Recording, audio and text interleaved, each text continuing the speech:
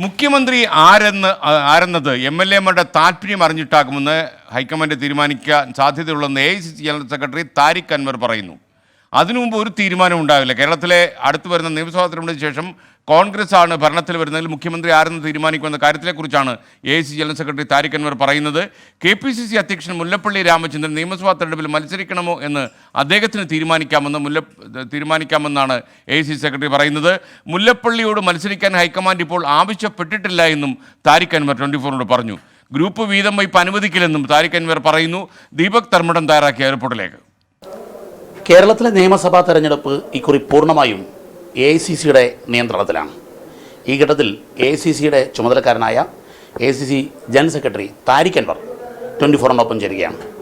Welcome sir. You have visited entire part of the Kerala. You met almost all of the Congress leaders. What is the real feel of the workers and leaders at Kerala to fight against LDF in the coming assembly election?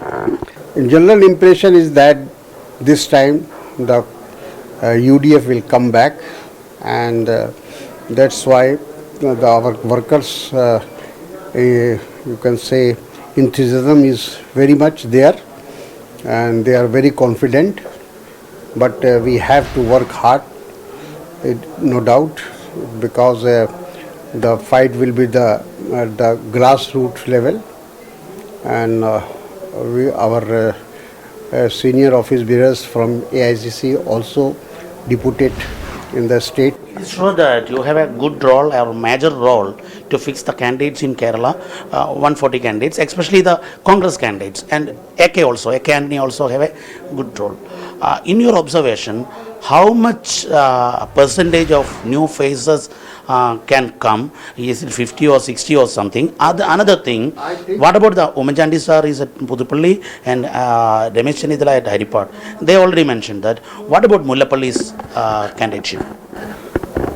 I don't know exact. He is a PCC president. If he want to contest, he is free to contest. But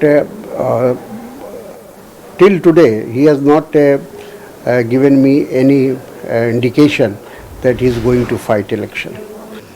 Actually, Ummanchandi, Ramesh Chennithila, Mullapalli, PCC president. These are the three stakeholders or three major crowd pullers of Congress. If PCC president contesting, that will be good for total election moment. We will see. We will see how, if, as I told you, that still he has not mentioned or his desire for the contesting election. If he will desire and he will want to contest, the party will think. AICC will not ask him to contest? No, why? He is the PCC president, and he himself can decide, and nobody can object his candidature. But at the same time, he has to see the party interest also. You said that the UDF will come to power. Congress will come back to power. Yeah. You are working for that, and you are leading the force. Who will be the next CM is a particular important question. The Ummanchandi face is now for the campaign as a campaign chief. At the same time, Ramesh Chennithila, opposition leader, is leading the UDF Yatra, Kerala, Aishwarya Kerala Yatra. Can you tell a 50-50 chance of 2 CMs in next cabinet? As you know, the Congress party never declared his ministerial candidate before election. Never declare, but decide. No, not decide. And we decide only after the result. And when we will get majority, then we will consult to our MLAs, elected MLAs. And we will take them into confidence. And whatever consensus will emerge, according to that consensus, we will take decision. That means only the parliamentary party will elect the leader who will be the CM. Their consent is very important for us.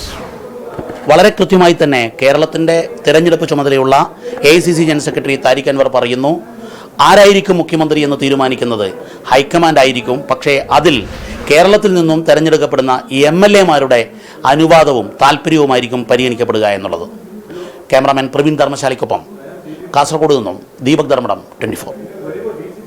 കേരളത്തിൽ കുറച്ച് അധികം കാലമായി കോൺഗ്രസ് പ്രസ്ഥാനം നേരിടുന്ന group വഴക്കുകളും സമവാക്യങ്ങളും എല്ലാം തന്നെ ഇത്തവണത്തെ സ്ഥാനാർത്ഥി നിർണയത്തിൽ അട്ടിമറിക്കപ്പെടും എന്നുള്ള പ്രതീക്ഷയാണ് AICC സെക്രട്ടറിക്കുള്ളത്. താരിഖ് അൻവർ ആ പ്രതീക്ഷയിലാണ് ദീപക് ധർമ്മടത്തോട് സംസാരിച്ചത്. കോഴിക്കോട് നിന്ന് ദീപക് ധർമ്മടം നമുക്കൊപ്പം തത്സമയം ചേരുന്നു. Good morning Deepak. ഇപ്പോൾ ദീപക് ഒരു ദേശീയ താരമായിരിക്കുകയാണ്, കാര്യം ഒരു നാഷണൽ ലീഡറിനെയൊക്കെ ഇന്റർവ്യൂ ചെയ്ത് ആ ഒരു ക്ഷീണത്തിൽ നിൽക്കുക. Good morning SKN. Good morning, very good morning. യഥാർത്ഥത്തിൽ ഈ മുഖ്യമന്ത്രി ആര് എന്നൊരു ചോദ്യത്തിന് ഇപ്പോൾ പ്രസക്തി ഇല്ലെങ്കിൽ പോലും ഈ അണികളിൽ അങ്ങനെ ഒരു കൺഫ്യൂഷൻ ഉണ്ടായിട്ടുണ്ടോ ദീപക്? താരിഖ് അൻവറിന്റെ വാക്കുകൾ ശ്രദ്ധിക്കുമ്പോൾ ദീപകിന് എന്താ തോന്നിയത്?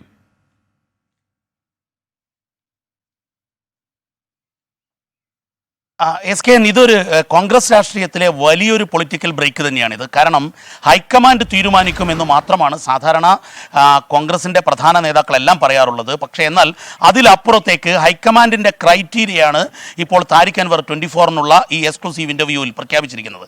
ഞാനത് വളരെ കൃത്യമായി ചോദിക്കുന്നു, പാർലമെൻ്ററി പാർട്ടിയാണോ ആരാണ് മുഖ്യമന്ത്രി ആവണമെന്ന് തീരുമാനിക്കുന്നത് എന്നുള്ളത്? അദ്ദേഹം വളരെ സ്പെസിഫിക് ആയിരുന്നു ഉത്തരം. അതായത് ഇപ്പോൾ ആരാണെന്ന് തീരുമാനിക്കുന്നുമില്ല, പ്രഖ്യാപിക്കുന്നുമില്ല.